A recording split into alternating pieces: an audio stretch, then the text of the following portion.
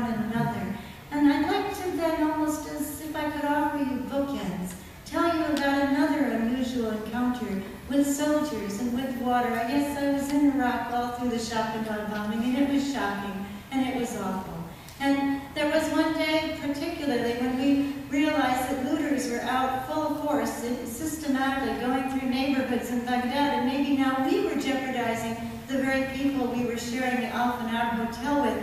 And I was myself feeling especially responsible, if you will, because, you know, if the looters broke down the doors and shattered the glass and came inside, well, maybe they would harm people inside the hotel, and sure, they were going to come to where we were. We had expensive equipment, we had passports that were very valuable, we had money, probably more than most, and so we were becoming very, very anxious and nervous, and all of a sudden, little 8-year-old Dima came speeding down the hallway, Jaldi, Jaldi, askari, askari.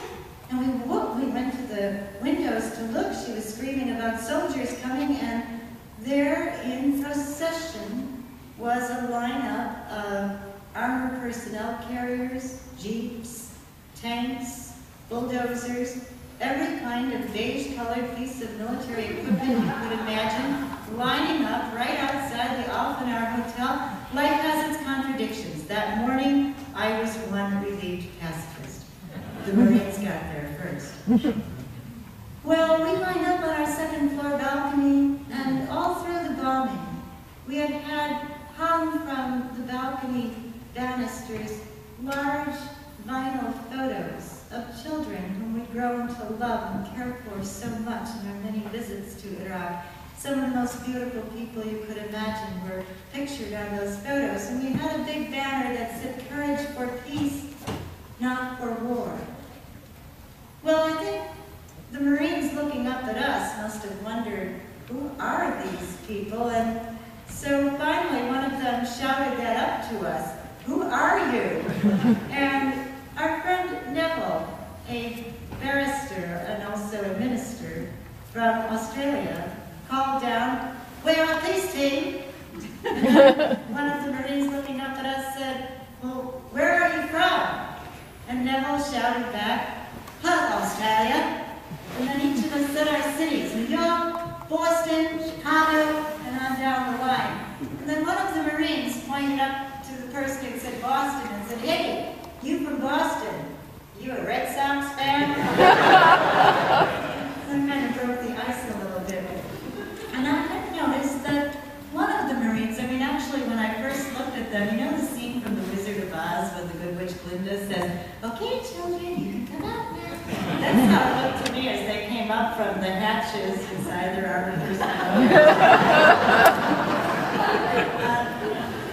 And one of them did something that was so smart, because it was really still a potentially tense moment. You know, there were snipers that were in position in other parts of that very neighborhood. We knew that. And, well, he pulled out an Army-issue novel, went right back to where he left off, and started to read. And it just had a calming effect. So I was holding one end of a banner with another peace message, and I kind of offhandedly looked over at my friend Cynthia Bannis, and I said, "You know, they look awfully thirsty, don't they?"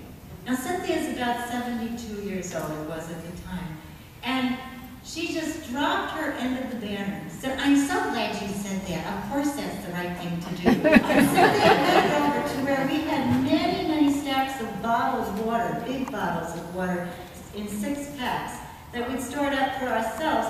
And she took 2 heavy 6-packs of bottled water, and Cynthia went trudging out to bring bottled water to the newly arrived Marines. And I just kind of stood there for a moment, and then I realized, well, yes, of course, that's what every Iraqi family did for us. They would always offer us boiled water for our sensitive stomachs, or if they had any extra cash, they'd send the kids down to get a Pepsi, and you'd be the only one sitting in an impoverished family with your Pepsi, and if you tried to share it with the littlest kids, they'd say, "La la, madame, for you." And so I remembered I had dates that I put under my bed just in case we really ran out of food completely. And I grabbed the dates and I got some water and I followed Cynthia out. And of course I'm so nosy, I went right for the fellow with the book. I wanted to know, what are you reading? Heart of Darkness, ma'am.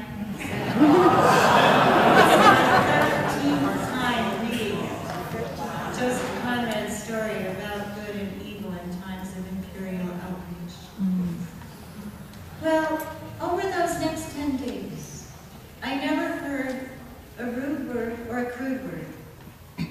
I heard people say they wished they could be part of rebuilding. They knew the army was going to do that. And I heard people say that they'd seen a lot of impoverishment and that they were sorry. But I also heard young men come up, for instance, to my friend Kathy Green, and one guy put his hands in hers and said, "Ma'am, would you pray with me?" I remember one young fellow speaking with some bravado, actually, about battles that he'd been through and about the exchanges of weaponry and firefights, and then his voice kind of hushed, and he said, "You know, there was one night when we didn't know, was they military or was they civilian, because we saw fatigues lying on the ground, so we shot everybody, but I hope it never registers here, ma'am. You know what I mean? I hope it never registers here."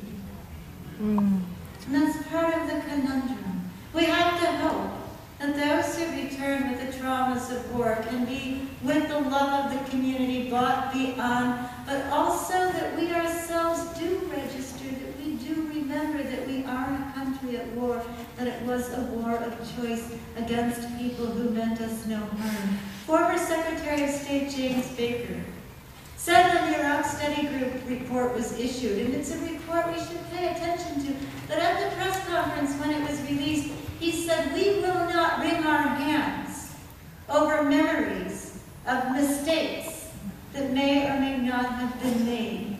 And my friends, I don't want us to wring our hands either, not by any means, but I do believe we have to have some historical remembrance, not so that we can point fingers, but so that we can find ways to overcome that seeming addiction to the terrible, the almost suction cup of destruction that war represents.